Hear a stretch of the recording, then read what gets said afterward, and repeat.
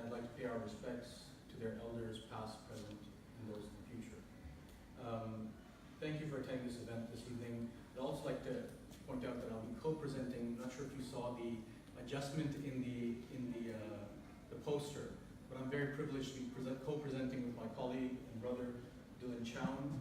We worked hand in hand in a lot of our research, and it was only appropriate when we found out that our schedules matched and that he's here in town that we present together. So I'm happy, I'm excited that he's co-presenting because I feel you'll benefit far more from his insights than mine.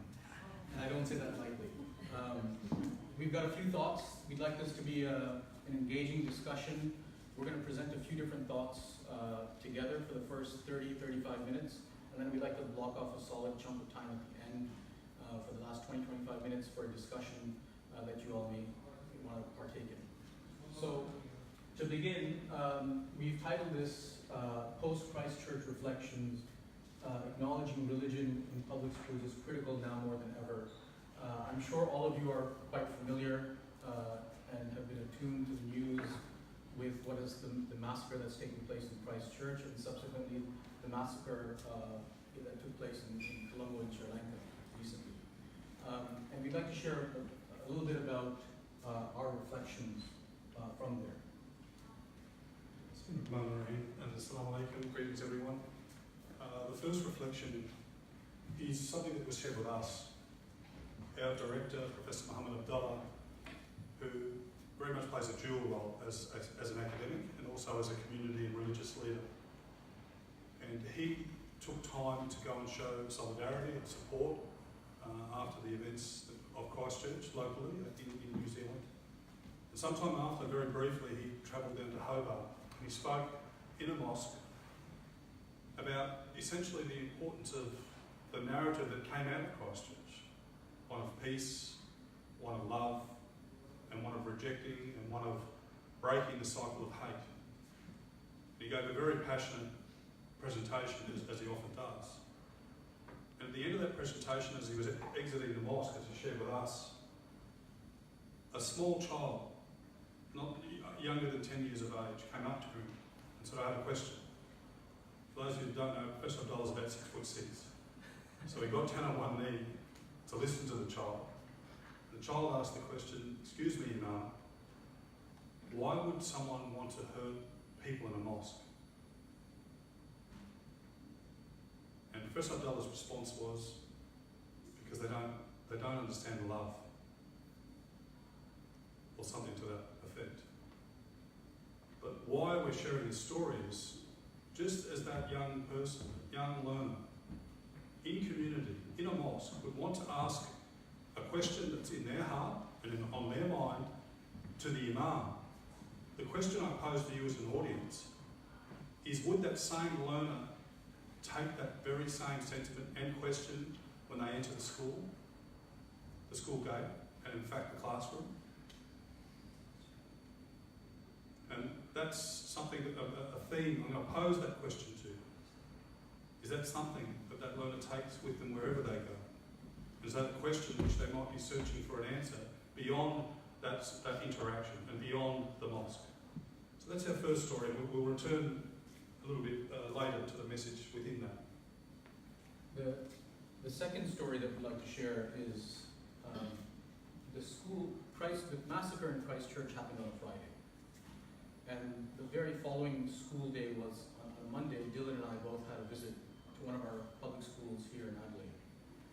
And it's a school that is committed to equity and excellence, diversity and inclusion. And we had a very candid conversation with the principal of the school.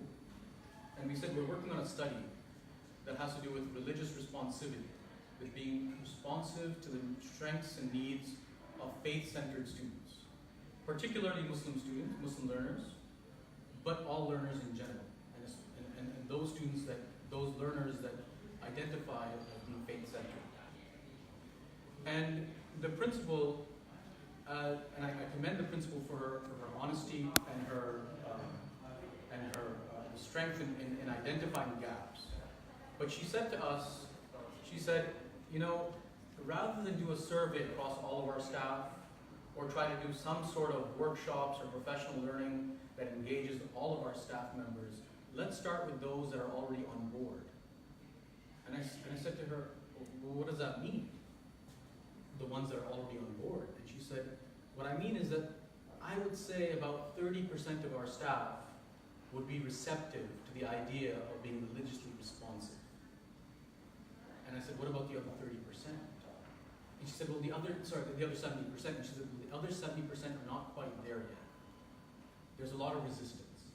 And I thought to myself, leaving that conversation, that we're speaking about a school that is committed to equity, inclusion, diversity, that recognizes the importance of learner identities, but where the majority of staff members are still not ready to engage with the complex learner identities that are in front of them.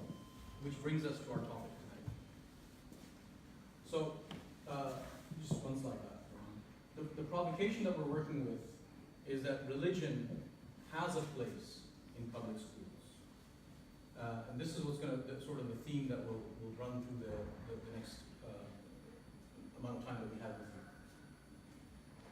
And thinking about the theme of religion has a place in public schools, what we did was we first went through the literature on the idea of religion in public schools and the responses that teachers, learners have had to bringing religion in schools. And it usually falls under 4 reactions, in particular from teachers that we've seen, and that we've seen in the literature. The first reaction that's expressed is that religion doesn't belong in secular spaces. There's a separation. Leave religion outside of the school and leave this to academic, secular studies. The second reaction that we see from a lot of schools, and that we saw in this particular school, was we are a school that is committed to inclusion for all. And we don't want to necessarily fall under the bandwagon of focusing on one particular type of group, whether it be a cultural group or a faith-based group. So we want to see ourselves being committed for inclusion for all. The third reaction that often comes is that culture is easier. It's easier for us to discuss issues of cultural dress, cultural celebrations, cultural dance, food, but when we get to religion, religion is very sensitive. And the fourth reaction that we see often from educators is that there's no room for more content. So they often say, so what does this lead to? Does this lead to just us learning more about other faiths? Because if that's the case, we don't have space for it. We simply don't have time in our curriculum that is congested to fit in more content. Over the next couple minutes, what we're going to do is we're going to look at all 4 of these reactions. So between Dylan and I, we're going to share an analysis of these 4 reactions and our responses to these 4 reactions. So the first one being that religion doesn't belong in secular spaces. There's a really strong study done by Amanda Keddie and some of her colleagues where they look at inclusion of religion in schools, recently published in 2018. And there's a conversation at the beginning of one of her articles where there's 2 young girls in an Australian public school who are speaking about their hijab in the middle of the classroom. And in Amanda Keddie's study, she removes and she takes an excerpt of the response of the teacher between these two students in the classroom who are talking about hijab, and they're talking about why they wear it or how they wear it and so on. And the teacher steps in and says, we don't bring religion into school. Religion is personal. I don't tell you about my religion, and I don't push that on you guys. And you guys should not be talking about your religion here at all.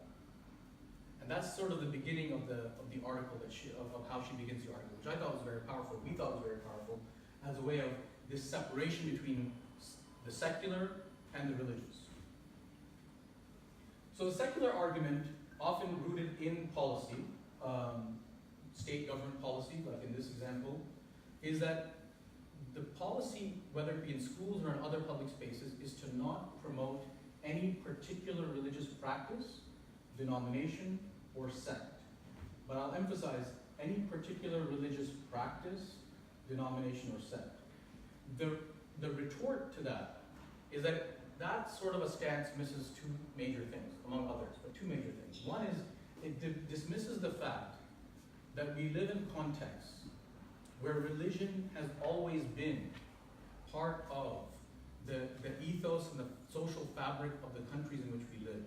So it's already embedded, institutionalized in many ways, like on our calendar, for example, in schools, it's institutionalized within who we are. Secondly, it ignores the plurality of the concept of secular formations, and it denies the fact that religion is actually, that secularism or secular formation, and secular ethics, are actually embedded within many faith communities. You have Muslims, you have Christians, you have Jewish communities within them who consider themselves secular Muslims. It's very possible because there are secular ethics that are integrated within that. So to say that there's a complete separation between secular and religious is in many ways problematic. When you look at the separation between secular and religious, it's often because the term secular is seen in a particular way. It's seen as unreligious, anti-religious, or non-religious. It's like a clear distinction between the two. But if you change the conception of how we see secular to be religiously tolerant, not promoting a particular faith, but tolerant of understanding of all faiths, it changes the way that we see secular. If you see secular as humanist, in terms of humanistic values, or modern Western humanistic values, but it changes the perception or that clear dichotomy that we try to draw between one and the other.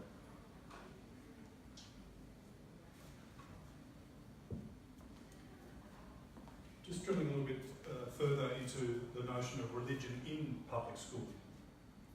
We can locate within this typology different entry points, if you like, or even different orientations that we see religion in so-called secular public Australian school, and indeed independent as well. The first on the left refers to religious instruction. You know, in independent schools that have a faith affiliation, this is a given. If one goes to an Islamic school, then there's an Islamic studies. If one goes to a Catholic school, and there is diversity amongst Catholic schools, different approaches, but it's possible to have religious instruction. And that is education into religion. If I go across before looking at the differences, we see in Australian schools, it's been very popular, and that's the study of religion. And it's popular for a number of reasons. It's an elective. It's a year 11 and 12 subject. It counts, if you like, towards ATAR scores or final results. And that's education about religion. The third orientation is multi-faith education. And this is something that's being advanced, particularly in the current climate and the current context that we're in. And that's education from religion. In the case of being in multicultural, pluralistic, democratic Australian public school classrooms, where there's going to be a range of people, and as Nadine mentioned, people that have a religious worldview or perspective, and also people from non-religious worldviews and perspectives. But drawing on those to understand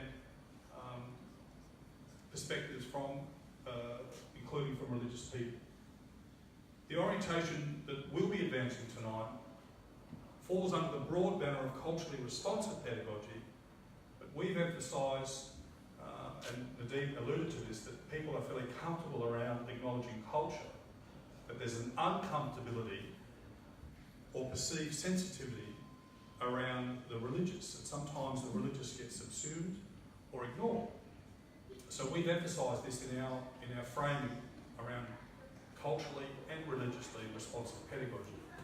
And this is a recognition and availing of religion for those people that have a religious affiliation and for those learners who draw within their ways of knowing from religious spiritual traditions.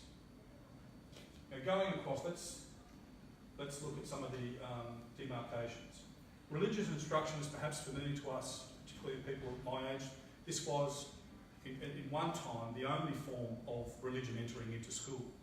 And that's, into a religious tradition or a denomination. I can recall in the 80s, on a particular day, the Muslim kids would go somewhere, and the Anglican kids would go somewhere, and the Catholic kids would go somewhere, and generally it was a volunteer, it wasn't a teacher within the school. Somebody from that faith community, from the church or the synagogue or the mosque, would come and offer that religious instruction. They typically would not teach a train, but they were generally faith trained. professional religious education classes. That shifted, of course. There were faith-forming models, ones that were very deliberately trying to inculcate faith. And over time, they became more neutral models. The study of religion I mentioned before as being a very popular senior subject across states in Australia. Something that's unique about this approach is that it flips the orientation. Rather than coming out of a religious tradition, it really takes that academic orientation, or that starting point. And it's really an academic approach to the study about religion.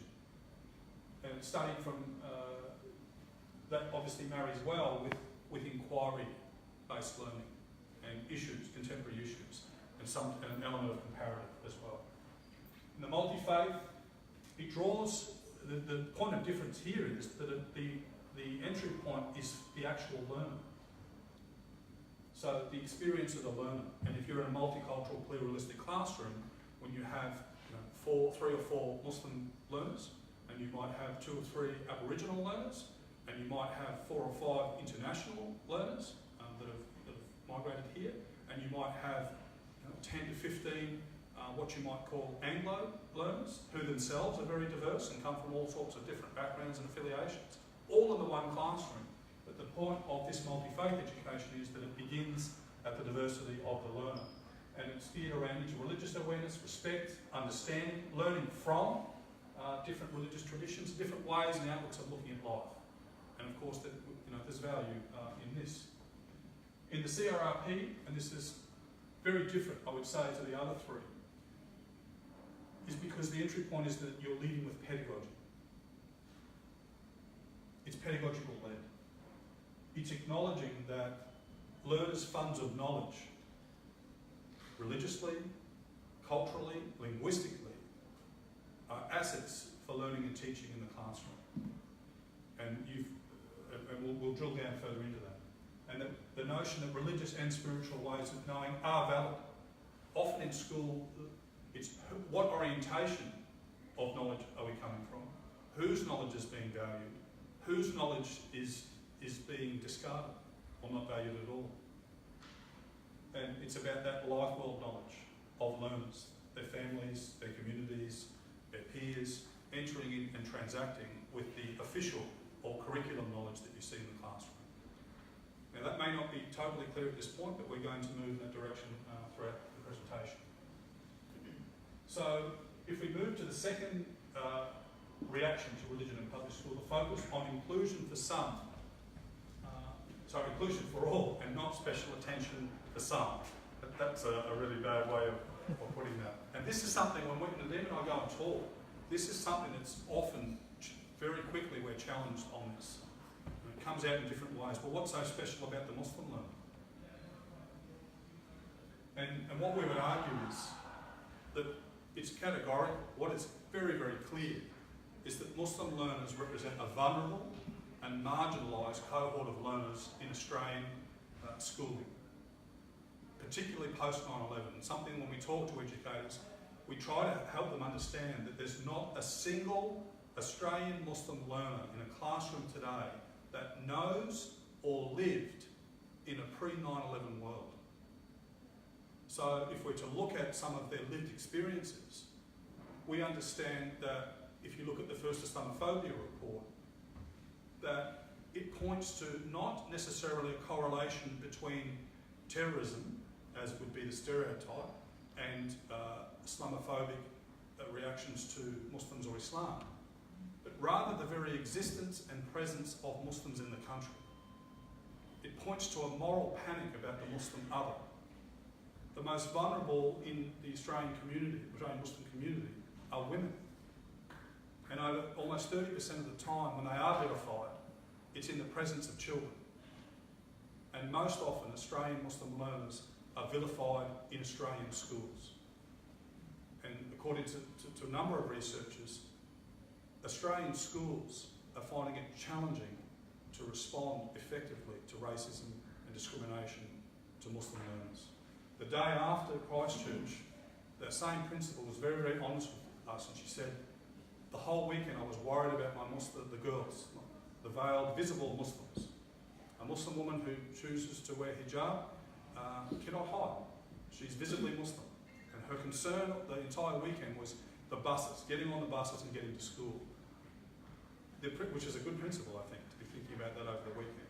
As she arrives on Monday, 8 o'clock in the morning, she finds a student using white supremacist hand signals, copied from the person who committed the act in Christchurch. And she said, I suspended that boy, but I know I didn't solve the issue.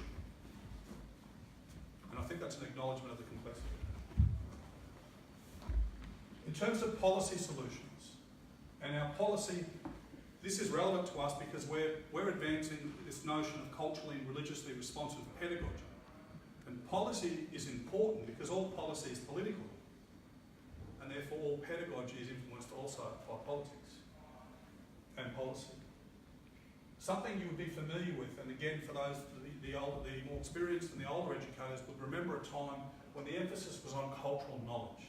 That okay, we recognise we're a diverse country and we have diverse educational settings, and the onus is on the educator to increase their cultural knowledge, to increase their knowing.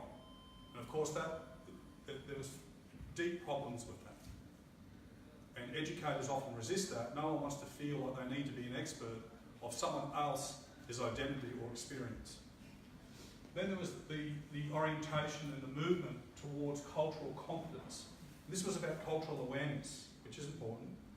It's about a respect for difference and the ability, if you like, to display competency to work with cultural difference and diversity. And what we'll argue further on is that that's been spectacularly unsuccessful in the case of Muslim learners, and I'm sure other researchers would say the same of other diverse groups. And there's several problems for educators looking to do that. The one being the pressure for a teacher to feel like they're an expert on all cultures in the room, which is an impossibility. We've seen more, and with the policy context that's sort of impacting very much what's going on now, is that around interculturality. And there's a positive shift. We see more emphasis on relationality, more emphasis on dialogical pedagogy, dialogical teaching. The opening or the possibility of reciprocity, which has been missing perhaps in some of the other periods, where there's mutual gain, there's mutual benefit, it's mutually transformative to benefit and learn from other people's ways of knowing and other people's knowledges. But it begins with knowing self. When you know yourself well, you're then in a stable position to try and interact and understand and learn from others. And something we're seeing at our university is a real policy. Well, it's embedded now in the policy of our education department, our Department of Education, School of Education, I should say. And that's around culturally responsive pedagogy, remembering that we've termed this culturally and religiously responsive pedagogy. And we have colleagues, researchers that have invested over 20 years of research in culturally responsive pedagogy. And within our School of Education, this is now embedded in, if you like, policy across heads. And how we're conceptualising this is a recognition and a validation of diversity as assets for teaching and learning. And just today, myself and Professor Hattam and Rigney had the pleasure and the privilege of presenting to fourth-year educators just about to enter into the field and into classrooms. And Professor Rigney spoke about that in a nutshell for him, culturally responsive pedagogy validates, it affirms, it builds, and it bridges. And again, this is something that we'll head towards in our presentation. And it also borrows from interculturality in that it's dialogical and it's relational. Because it's pedagogical, it's about the relationship and it's about those dialogues. But it demands also that there's that safe space in classrooms.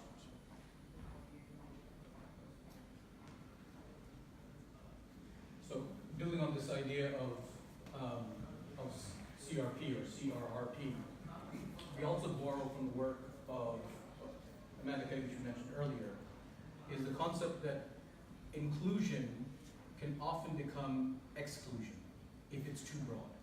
And she gives examples by saying that a common notion of the social good can be exclusionary and oppressive in failing to adequately recognize the cultural, ethnic, and religious diversity, And she talks about it, that oftentimes if you make things too inclusive, for example, she talks about harmony days, or about religious prayer spaces.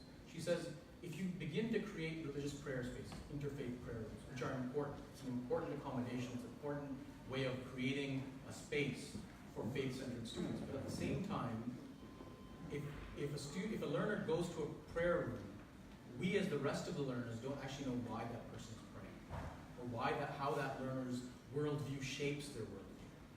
So we've created a space, but it's a distant space.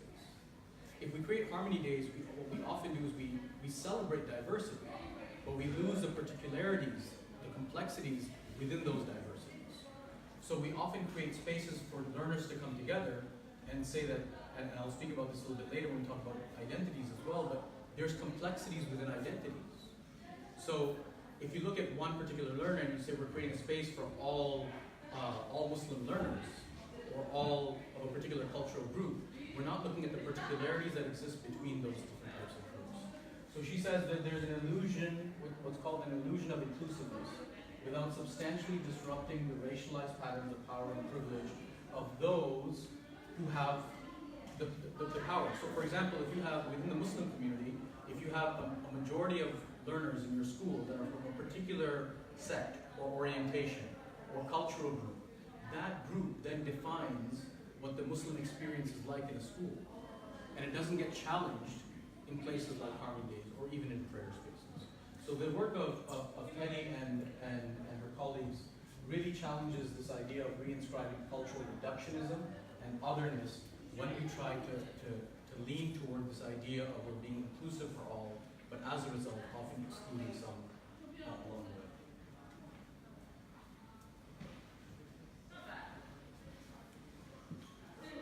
And just extending that, our experience, if we turn attention to inclusion in the case of Muslim learners, that we see that it's often been rendered to those, firstly, religious accommodations, which, as we said, are important, but we almost see those as entry level. When you're providing an education for young people, one that's safe, one where they have access to what's required for their learning, but that's entry level. Learning about the Muslim other, and it's often in the absence of a Muslim voice. So it's a decontextualised look at what Muslim peoples are like, or that normative, on the Harmony Day, one or two people are flying the flag or representing, and it's a normative look about Muslims. We spoke celebration and inclusion of exotic aspects of culture. We don't want to hammer away at Harmony Day because those are important days. We're just making the point that in itself, and that on their own, is insufficient. And then finally, deficit approaches pertaining to issues of Islam and Muslims. And I can vividly recall, just as a personal anecdote, my son having completed his schooling and graduating at public school. He said to me, "Dad, at this public school, I was really looking forward to any time in my education, whether it was my history class or my legal studies class or HAS in the younger years, I couldn't wait to when we finally get to that week where we look at Islam, we look at religion, or we look at Muslim peoples, or we look at diversity." But every single time he said to me that we reached that point, it was always in deficit. Instead of really truly understanding or learning about Muslim peoples, or Islamic civilization, or history, or looking at how faith can be enhancing, or how it can inform an inquiry, without fail, every time it was looking at Islam with reference to radicalisation, terrorism, forced marriages, abuse of women, so on and so forth. Always in a deficit view. Never ever seen as valid, never ever seen as strength-based, or as an asset for learning and teaching that was occurring in that classroom. And as Nadeem alluded to, the social inclusion-exclusion nexus, that social inclusion itself is a very politically attractive concept, but if the effort is to normalise, and this is one of the conversations we have with pre-service teachers, some haven't really, because the majority, we talk about super complexity and super diversity as being a reality of Australian classrooms.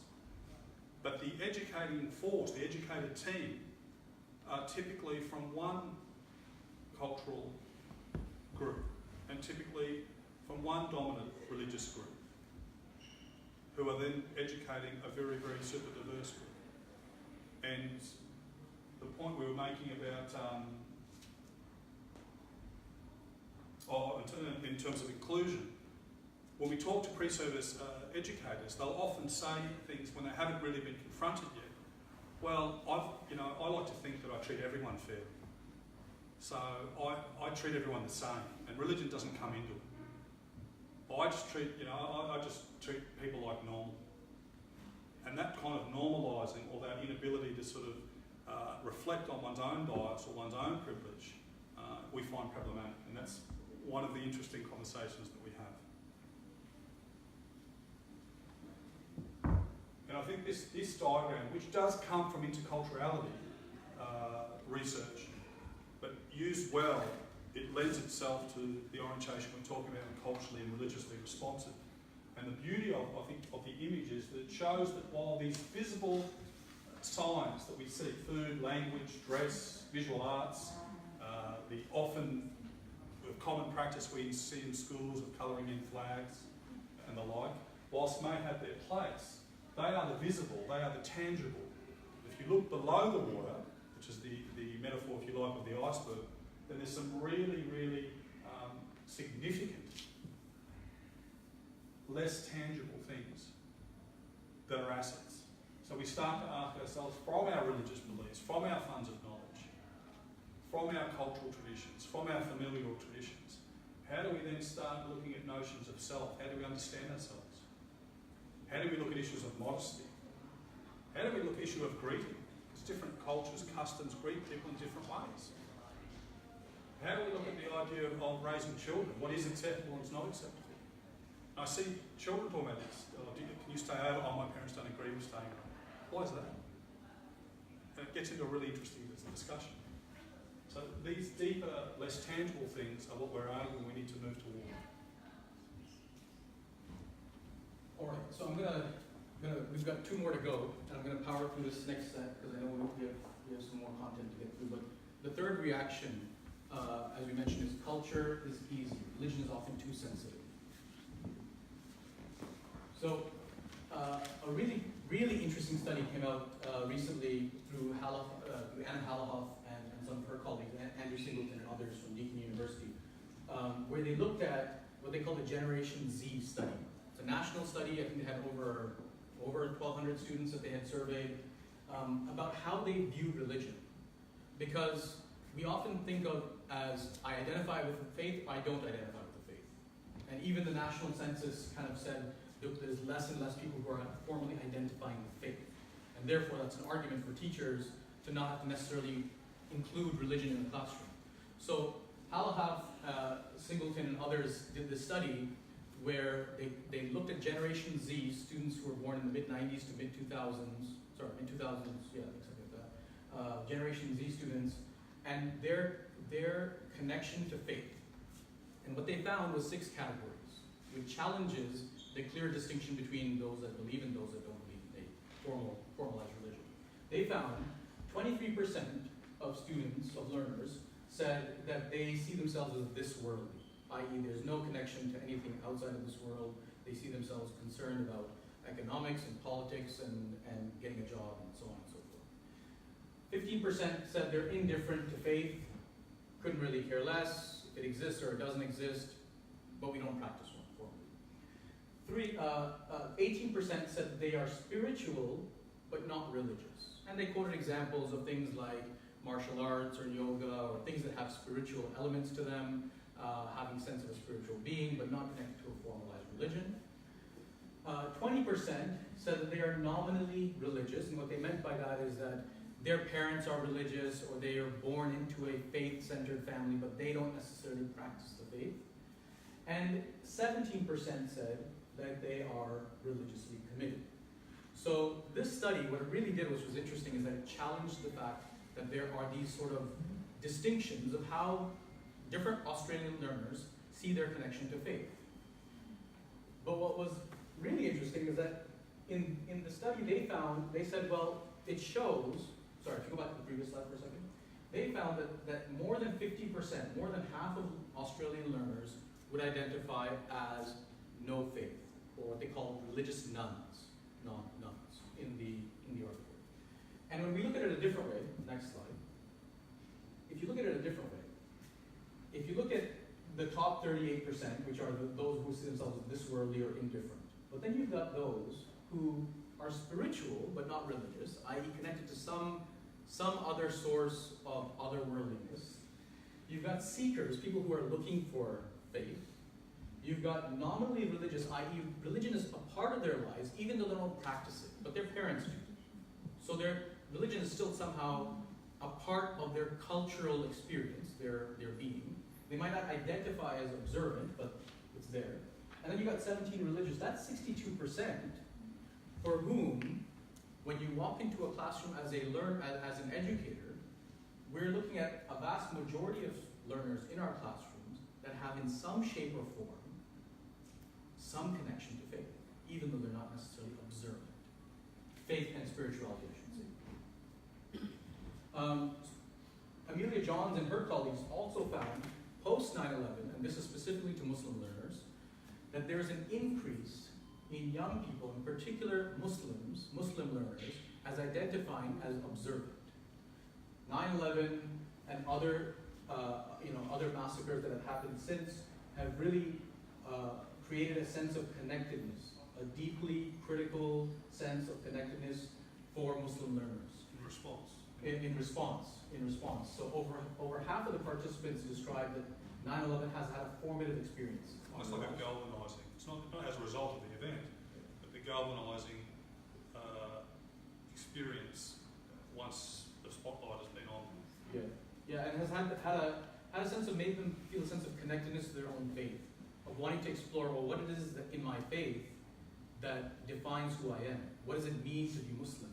What does it mean to be, what are aspects of humanity, of social justice, of generosity that are embedded within the faith? And it's created a sense of what Johns and her colleague found a more public, spirited, and civic-minded identity among Muslim learners. Going back to the Generation Z study, Halafoff found that I should mention that in part of this study, the emphasis is the potential of bringing in multi-faith education into public schools. What if we taught all students about faith, about faith, not faith formation as Dylan mentioned, but about different faiths. And they found with their study that 80% of secondary students who had classes about diverse religions claimed to have positive views about Muslims. That it changed their perception. That if you were taught in schools about different faiths, teens who'd been exposed to education about diverse religions and worldviews were more tolerant of religious minorities, including Muslims and Hindus, than those who hadn't. And that more than 90% agreed having many different faiths in Australia make it a better place. So that there's a significant shift if you're introduced, and that's the essence of the study. We're going to push that line, but for now, I think the study is that if there's teaching and learning about other faith traditions, it has the potential of changing perceptions among Australian teens. One key point I think I should also mention about identity, and when we talk about culture, we talk about religion and sensitivity, is the work of Farid Panjwani, who looks at two concepts of identity that says there's identity attributes and there's identity functions.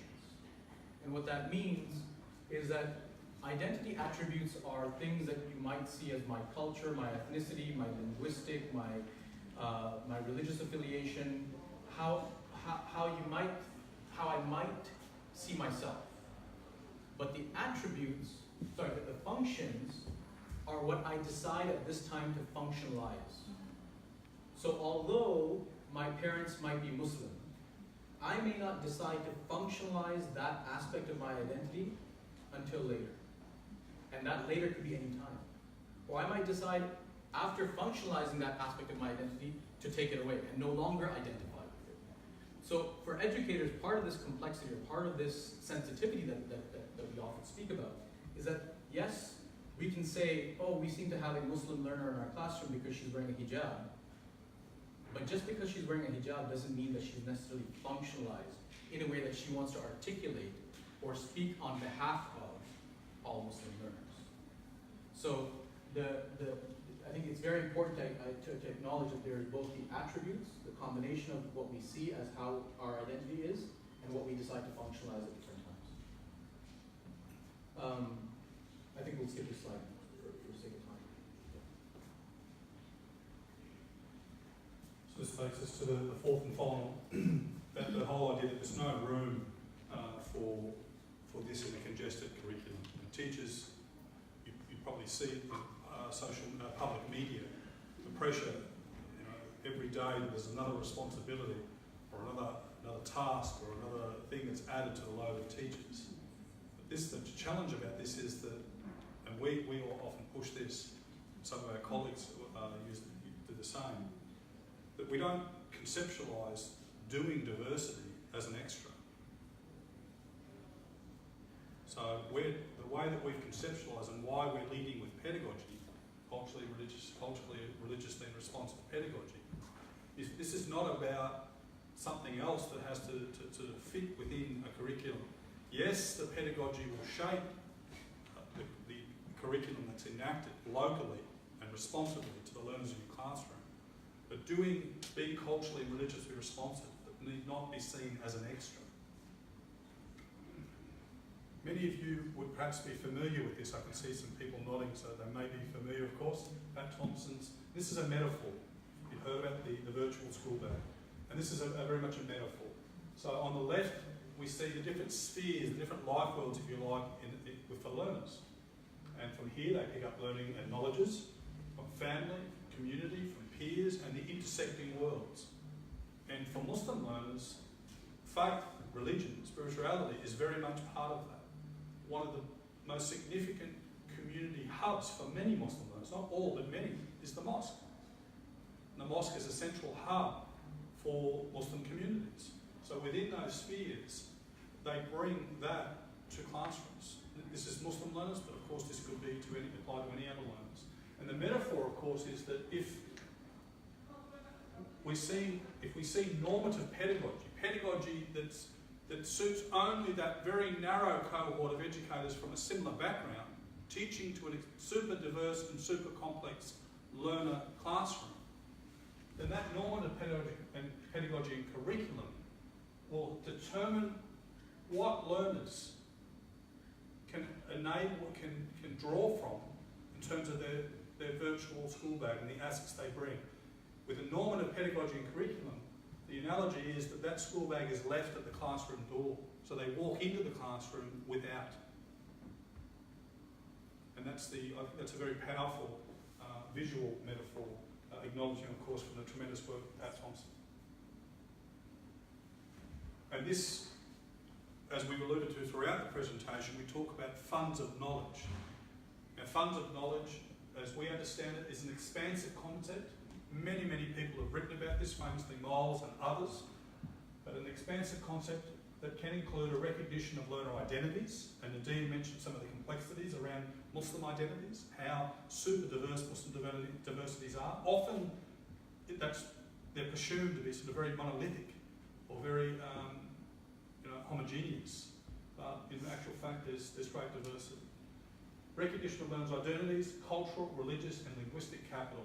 These are assets, as well as life world knowledges from the virtual school that we mentioned, including ways of knowing. And this is where, the role of teachers, as I was reminded today by Professor Rigney and Professor Hattam talks about this, is to help young people do challenging things in the classroom.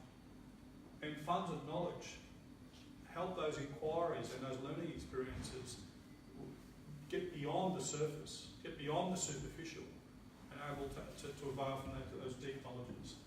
These are all viewed, these funds of knowledge, as assets for teaching and learning, not as deficit. And this is something that we often talk about when it comes to Muslim learners. The stereotypes, the marginalisation that we see with the tropes around they don't have the same values, they don't understand the civic mindedness, all of which can be challenged and all of which is far from the actual narrative. But perhaps we walk away then with a deficit view of the Muslim learner and the Muslim child. And when we do that, we fail to see this cultural, religious and linguistic capital as assets. We see the child in deficit. Do you want to try to wrap up in 2 minutes? Sure. Related to funds of knowledge, and I won't read that, but I'll just summarise it. If we talk about funds of knowledge from community, those assets, there's also funds of pedagogy. There's, as we know, the first teacher is often, we say the mother, typically the mother, but the parents. And then in community and in religious instruction that occurs in mosques and various other places, there are really rich ways of teaching that's going on in community. Now, if funds of knowledge, as well as funds of pedagogy, transact in the classroom space, then it bridges that gap between the knowledges that they have as assets, also the ways of teaching that they're familiar with, and what's going on in the classroom. So it very much expands the repertoire of educators. And they find that it holds value. The final point, it leads to an enrichment of curriculum. So rather than seeing this as just content about religious people or religion, this is about really enriching curriculum, and it allows you to be local, not making normative comments about Muslim learners. Rather, it's the local, it's the actual learners that are in your classroom and their identities and their backgrounds and their funds of knowledge and funds of pedagogy that transact and enrich a curriculum in which they see themselves. And this is something that we argue, and this is our work and the work of others at UniSA and within EDS and our Pedagogies of Justice research group, that inclusion is important, and we agree with it, but there's been some shortfalls in inclusion. Yes, equity is important, but we frame this very much around pedagogical justice. We're after educational justice, just classrooms, just provision of education, and as we're leading with pedagogy, we conceptualise and we view this as pedagogical justice. It's not only concerned with what is taught, from whose perspective. We ask our educators, are you willing to think about your own beliefs and your own values that you bring to the classroom? Are you willing to acknowledge for your learners what your values and beliefs and perhaps what your biases may be? And that can be confronting for some people. Importantly, it prioritises, as we've emphasised over and over, what learners bring to classrooms. We see our young people, our learners, as people that are knowledgeful, that are bringing assets, that are in strength and not in deficit. And finally, what we've been arguing is that the final point that we argued around pedagogy, that if it's normative pedagogies only that our learners have access to, then this very much can minimise and cut out, if you like, the opportunity for availing from spiritual and religious ways of knowing. I guess the point for all learners, because culturally and religiously responsive pedagogy, whilst we are looking at the nuances and the case of Muslim learners, fundamentally it provides a more just classroom for all learners. In the case of culturally and religiously diverse learners, that an experience that doesn't consider these things compromises their sense of belonging, compromises their opportunities for success, and compromises and limits their educational experience. Would you like to find a word? Yeah, just my last thought is, I think the story that I shared from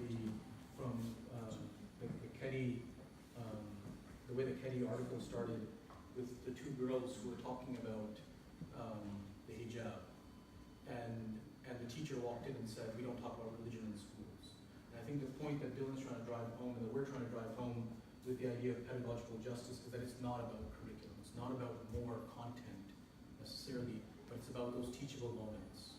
And in that moment, it's a moment to allow to create opportunities and to encourage and to understand learner perspectives. And that was an opportunity, and many of those types of opportunities come up in our schools that we ignore or marginalize, and this is sort of the crux of what we're trying to get at. But thank you very much for coming this evening. We'd like to have a few minutes for discussion. I know we've kind of gone over the amount of time that we anticipated, but questions, thoughts, comments are welcome.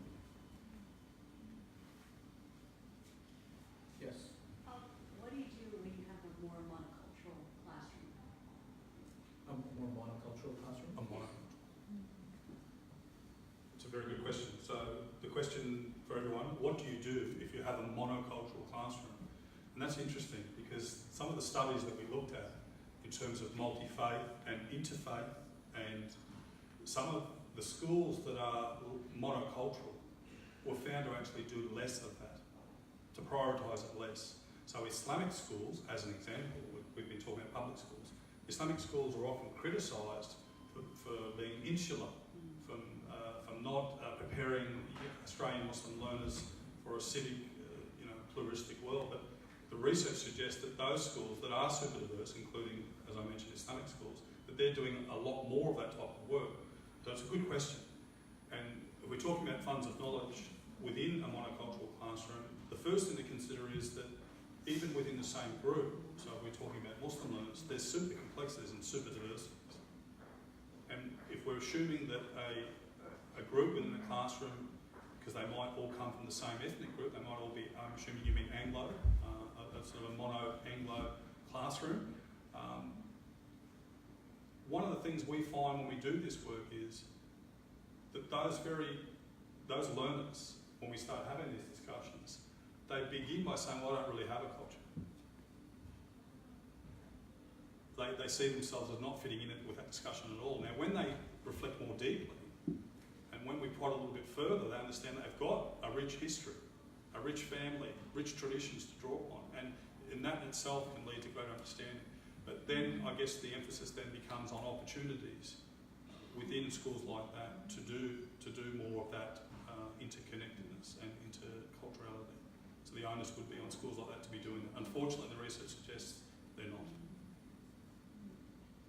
Yeah, just to add, I think, as Dylan said, there's complexity within what might be seen monocultural, but also to nurture a sense of, or attentiveness toward this complexity of issues of even equity. If you look at whether it be differences within class, gender, once students begin to become attentive to difference within themselves, they can then have an appreciation towards difference amongst people outside of their community. So you're saying if you have an entire classroom of people who come from some kind of a Christian background, that the recognition of diversity among them will then lead them to a greater readiness to be open to people from different faith backgrounds? That's I mean, like looking at the example from Islamic schools, for example, Christian backgrounds or Islamic Muslim backgrounds, even within Muslim communities, one of the things that we don't talk about is about the diversities within ourselves, the orientational diversity within ourselves. Even though we're all Muslim, we see things in the faith in very different ways. But we're not attuned to those differences. We don't have those conversations.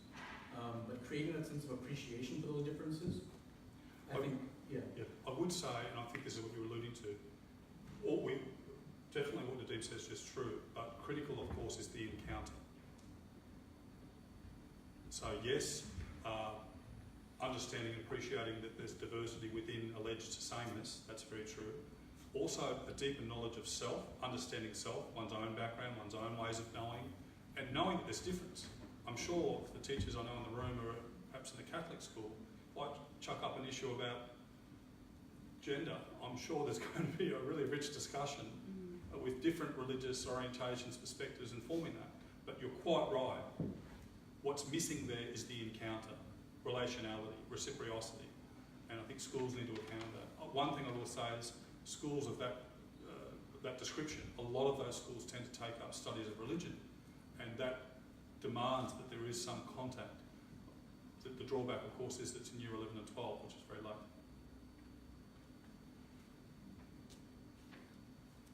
Thank you so much for both of you for the presentation. And I was wondering about implications of all this for the formation of our teachers. You wondering if there's something that you feel is arising that you absolutely can see needs to change in terms of teacher formation to address perhaps the fear or the discomfort or the lack of confidence to take this reality of diversity in the classroom seriously and to see it as an asset.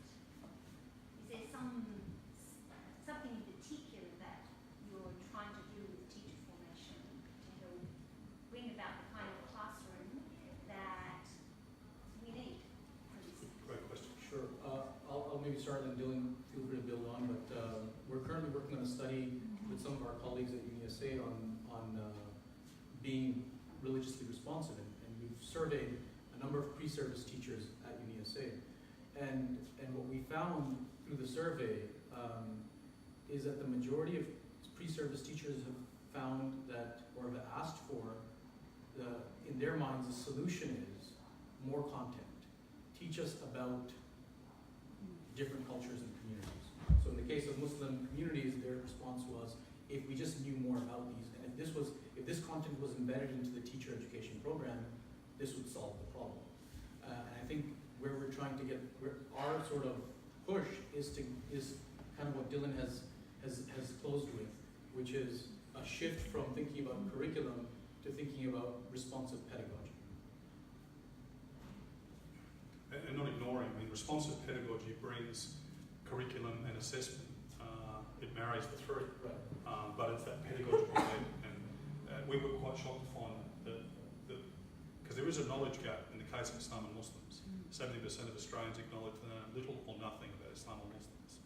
And it was very tempting, I think, for us when we set out to really see that, but we don't see that. One of the things that we do really put forward is that we don't expect, as in we don't advise, and I think this is across our colleagues and eds, no one expects an educator to be an expert on all cultures and religions. It's unfair and it's impossible. And we find that very liberating, I think. You see the reaction immediately. But a humility, I guess, to this orientation is necessary, and also some uncomfortability about not knowing. And we spoke before about the encounter being so important. Some of the teachers spoke that they really valued this, because this was happening in a course, not taught by us, but a course in our School of Ed. And they said, we really valued it, but for us, we're really waiting to put this into practice. And that has implications for teacher education. That pre-service teachers, whilst they understand this, they get it, but the critical point for them is the encounter, and that's what they're asking for. I think we should wrap up here because I know we've hit 7 o'clock and it was our fault for not blocking off enough time for discussion, but we're happy to stick around. But formally, I think we'll end here. Thank you very much for attending. Hope there was some benefit for everyone, and looking forward to continued engagement. Thank you.